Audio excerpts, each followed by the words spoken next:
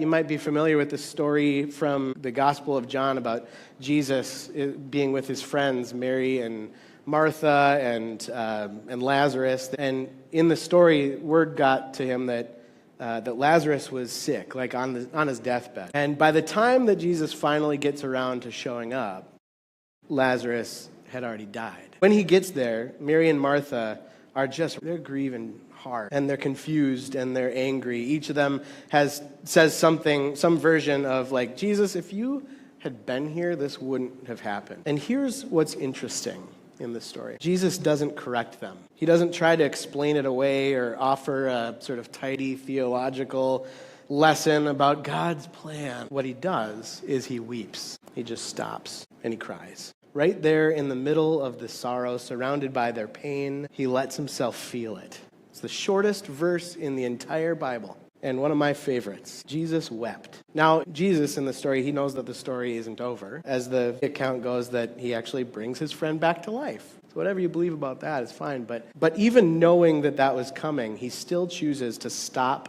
and to grieve and to weep. He doesn't skip the part where it hurts, where it just sucks. And that is something to pay attention to, I think. Because if Jesus, who I tend to think is like the embodiment of divine love, if Jesus doesn't bypass grief, then maybe I don't have to either.